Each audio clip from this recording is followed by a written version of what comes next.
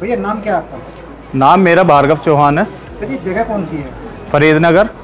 ये school college क्या है बताइए? सरस्वती शिशु मंदिर इंटर कॉलेज फरीदनगर। आज सरस्वती शिशु इंटर कॉलेज में क्या प्रोग्राम रखा गया है? सरस्वती ग्राम उद्योग संस्थान का उद्घाटन हुआ है, जहां पर अलमारी, संदूक, बुककेस इत्यादि सामान बनता है। सरस्वती ग्रामोद्योग संस्थान का फरीदनगर में हुआ उद्घाटन समारोह। क्षेत्रीय विधायक डॉक्टर मंजू शिवाच, ब्लॉक प्रमुख सुचेता सिंह व अरविंद भाई ओझा, कथावाचक सुरेश गोयल मुरादनगर, नरेश गोयल, सुरेश चंद गुप्ता अध्यक्ष ग्राम विकास समिति, रामपाल सिंह, तुषार सिंह, मोनू पालीवाल, नितिन सैनी, विजय प्रजापति, विकास तोमर, सचिन कुमार, दीपक शर्मा, विक्की शर्मा, आकाश वीर तोमर जोया, राहुल शर्मा, आधा दर्जन से ज्यादा गांव के आदि लोग मौजूद रहे। आज यहाँ पर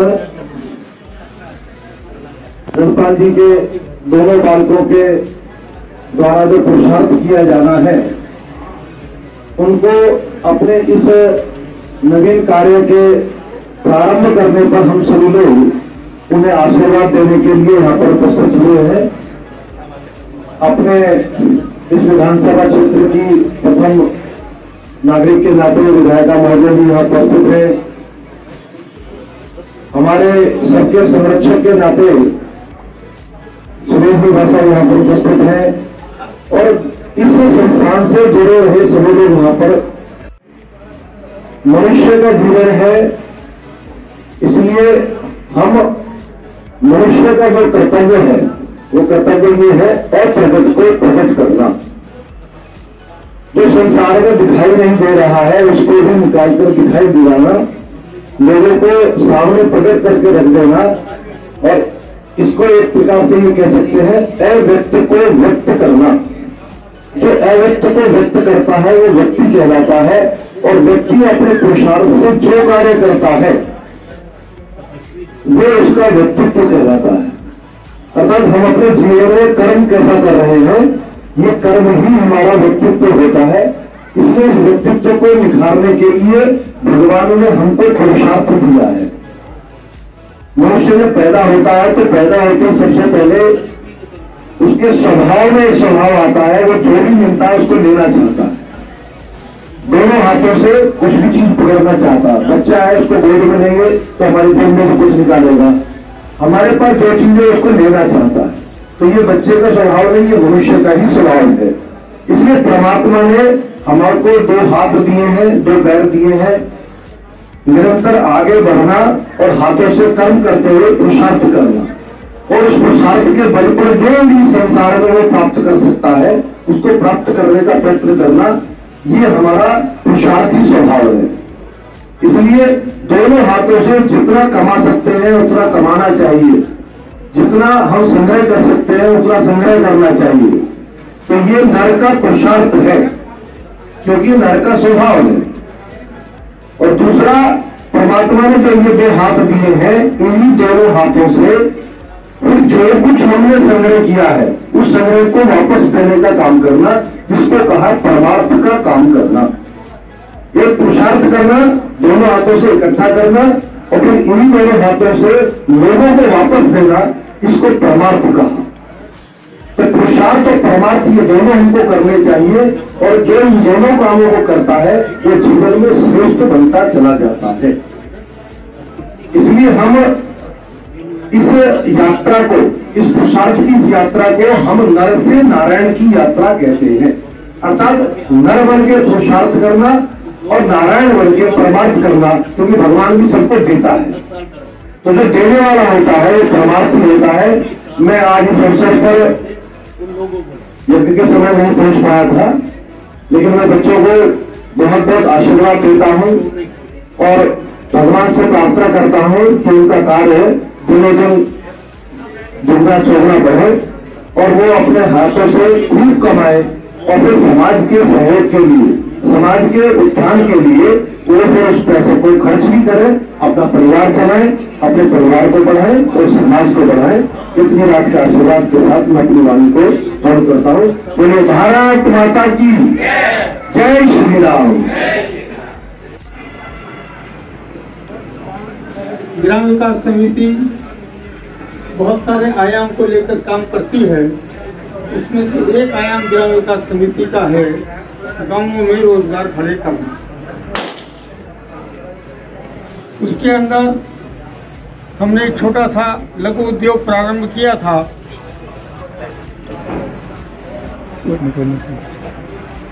उस लघु उद्योग के अंदर बहुत बढ़िया तरीके से हम उस समय चला नहीं पाए, प्रशिक्षण हो नहीं पाया। अभी गवर्नमेंट की योजना भी आई है कि बच्चों को रोजगार सिखाना है, इसलिए उस बंद पड़े हुए उद्योग को आज आपके सामने प्रारंभ कर रहे हैं। और मैं विश्वास दिलाता हूं कि इस प्रकार के छोटे छोटे रोजगार गांवों के अंदर, कस्बे के अंदर खड़े कराने की योजना ग्राम विकास समिति की है। उसी का लक्ष्य एक छोटा सा आपके सामने प्रस्तुत है। इसका उद्देश्य केवल कारखाना चलाना नहीं है, हम बच्चों को रोजगार सिखा सकें, रोजगार खड़े करा सकें। इसके साथ साथ हम दुनिया भर के रोजगार ढूंढ करके यहाँ गाँवों में बच्चों को बता सकें। इसका ये भी एक लक्ष्य है। इस लक्ष्य को लेकर के हम आगे बढ़ रहे हैं। मैं इतनी बात कह करके अपनी बात समाप्त करता हूँ। जय हिंद, जय भारत। श्रीमान अरविंद ओझा जी मेरे मित्र जी हैं, महाराज जी, मैं उनका स्वागत करता बैठे वर्तमान विधायक श्री मंजू शिवा जी का भी मैं अभिनंदन करता हूँ। मंच पर बैठे श्रीमान सुरेश जी हमारी समिति से शुरू से जुड़े हैं। आज यहाँ फरीदनगर के सरस्वती शिशु मंदिर में ग्राम विकास समिति द्वारा ग्राम विकास ग्रामोद्योग का शुभारंभ किया गया है। मैं स्कूल की सभी कमेटी के मेंबर, प्रिंसिपल, हमारे आचार्य जी, अध्यक्ष जी, सभी को बहुत बहुत शुभकामनाएं देती हूँ। हमारे देश का भविष्य युवाओं के हाथों में है और आज के टाइम पे क्योंकि रोजगार कम है तो युवा भटक भी रहे हैं, गलत जगह भी जा रहे हैं, गलत चीजें सीख रहे हैं, नशा करना, लड़ाई झगड़े, ऐसी चीजों में भी अपनी स्वरुचि के अनुसार जो उनका मन करे वो काम सीख सकते हैं और उससे उनका जीविका भी चल सकती है। और उसका एक बहुत अच्छा प्रबंध हमारे आचार्य जी यहाँ के स्कूल में कर रहे हैं। उसके लिए मैं उनका बहुत बहुत धन्यवाद देती हूँ। हमेशा से मेरा लगाव सरस्वती शिशु मंदिर से रहा है। आचार्य जी ने बताया भी था अभी कुछ टाइम पहले। और कुछ चीजें सरस्वती शिशु मंदिर की ऐसी हैं जो आपको कहीं किसी स्कूल में नहीं मिलेगी। जैसे कि बच्चों में संस्कृति, अपने कल्चर को डालना, हर स्कूल वो काम नहीं कर पाता जो सरस्वती शिशु मंदिर करती है। मैं आपको एक छोटा सा उदाहरण बताती हूँ, मैंने आचार्य जी के साथ भी शेयर किया था कि खासकर सरस्वती शिशु मंदिर में बच्चा जिस चीज में कमजोर होता है उसी में उनका उत्थान करने की कोशिश की जाती है। और आजकल प्राइवेट स्कूल में क्या है कि अगर बच्चा पढ़ने में अच्छा नहीं है, उसकी इंग्लिश कमजोर है, तो टीचर ध्यान ही नहीं देती कि भाई जो उसको इंग्लिश पढ़ाई जाए। या राइटिंग कमजोर है तो रोज लिखने का तो दे देती है, लेकिन उनको मोटिवेट नहीं करती कि वो राइटिंग में सुधार करें। हमारे यहाँ ऐसा होता था कि जब मैं बचपन में छोटी थी और सरस्वती शिशु मंदिर जाती थी तो मेरा लेख बहुत खराब था और वहाँ बच्चों को पद दे दिए जाते थे जिस चीज में वो खराब है। जैसे अगर किसी बच्चे को खाने की आदत है तो उसे भोजन प्रमुख बना देते थे। उसका काम ये था कि सब खाना खा लेंगे, उसको ड्यूटी उसकी लगाई जाती थी कि सबका खाने का ध्यान रखना है और सबके खाने के बाद वो खाना खाएगा। अगर किसी बच्चे का लेख खराब है तो उसे सुलेख प्रमुख बना देते थे। अब मेरा लेख खराब था, मुझे सुलेख प्रमुख बना दिया। तो मैं तो अपने आचार्य जी का बहुत बहुत धन्यवाद व्यक्त करती हूँ कि जिन आचार्य जी ने बचपन में मुझे सुलेख प्रमुख बनाया, तो आज मेरी राइटिंग कुछ ज्यादा ही साफ है। अगर मैं गलती भी कर दूंगी ना, मात्राओं को दिख जाती है। तो ये जो चीजें हैं ये सरस्वती शिशु मंदिर में बच्चों की बिल्कुल नींव से यानी बचपन से ही सिखाई जाती हैं। जैसे कि भोजन से पहले भोजन मंत्र, रामचरितमानस का पाठ कराना, आपका हनुमान चालीसा का पाठ कराना। आज के टाइम पे अगर आप बच्चों को पूछो तो हनुमान चालीसा की 2 लाइनें भी नहीं बता सकते। तो ये जो कल्चर है ये खत्म होता जा रहा है। लेकिन मैं बहुत अपने आप को सौभाग्यशाली समझती हूँ कि मैं बचपन में जहाँ पढ़ी थी एक उसी के एक ब्रांच में मैं आज आचार्य जी ने मुझे बुलाया है और मैं उनके जो उन्होंने मेरे साथ एक निमंत्रण देके किया है कि मैं उनका आभार जिंदगी भर नहीं उतार पाऊंगी। तो मैं उनका बहुत तहे दिल से आभार व्यक्त करती हूँ और दोबारा बहुत बहुत शुभकामनाएं देती हूँ। बहुत बहुत धन्यवाद और बहुत बहुत आभार।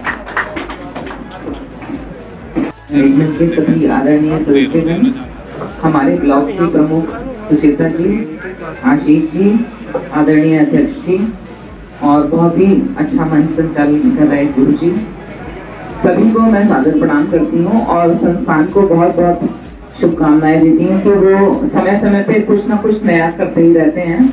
अभी कोरोना से पहले स्किल इंडिया का एक कार्यक्रम के तहत इन्होंने प्रोग्राम करा था, उसमें बच्चों को ट्रेनिंग के लिए कुछ ना कुछ शुरू करा था और आज पुनः एक नए कार्यक्रम के लिए मैं उनको बधाई देती हूँ कि वो ग्रामीण क्षेत्र में रहते हुए कुछ ना कुछ नया करते रहते हैं।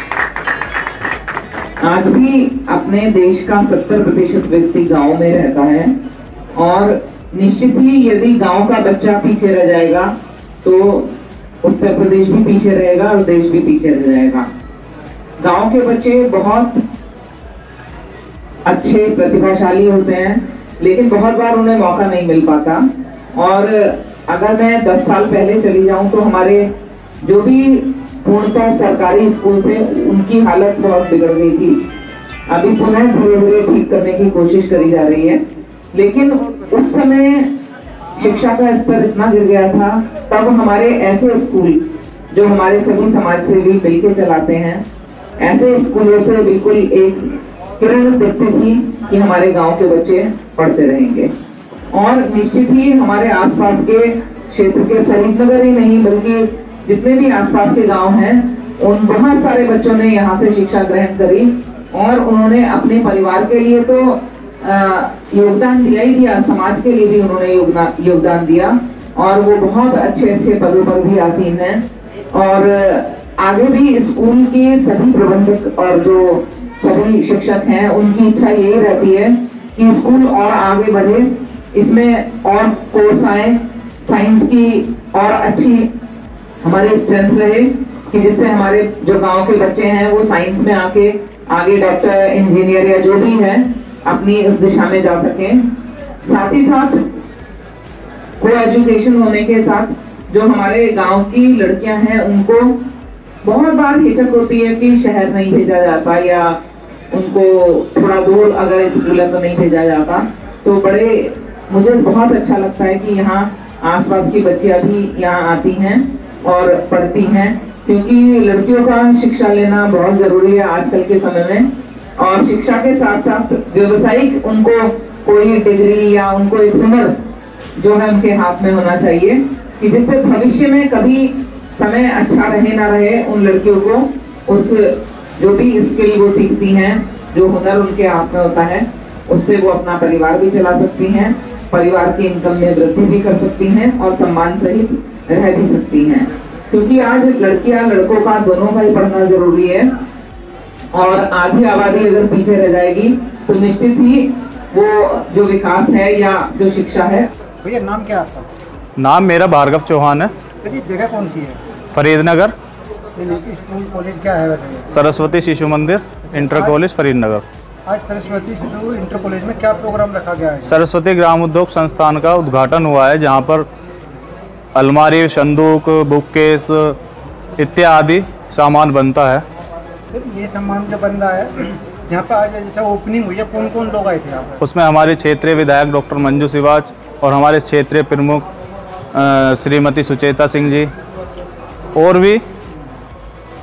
और जो ग्रामीण काफ़ी मात्रा में थे, कहाँ के ग्रामीण थे सब? लगभग अपने आसपास के सभी क्षेत्र के ग्रामीण थे, जैसे अमराला हुआ, अखाड़ा हुआ, महमदपुर हुआ, जोया हुआ, भोजपुर, फजलगढ़ इत्यादि, मतलब सभी गांव के लोग थे। और ये जो आपका संस्था जो बना रही है सेफ अलमारी वगैरह, ये आप स्कूल की वजह से बन रहे हैं या फिर कौन बना रहा है, किसके सहयोग से सब कार्य किया जा रहा है? ये ग्राम विकास समिति के सहयोग से काम हो रहा है और ग्राम विकास समिति के ही लिए काम हो रहा है। जो भी इससे प्रॉफिट होगा वो ग्राम विकास समिति को जाएगा। 9 सितंबर से 17 सितंबर तक यह आयोजन रहेगा और 9 सितंबर को दोपहर 1 बजे से कलश यात्रा प्रारंभ होगी।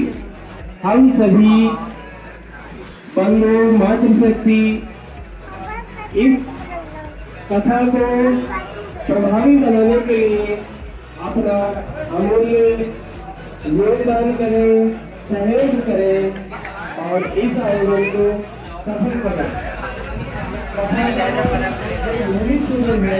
सभी कार्यकर्ताओं को निमंत्रित किया जा रहा है।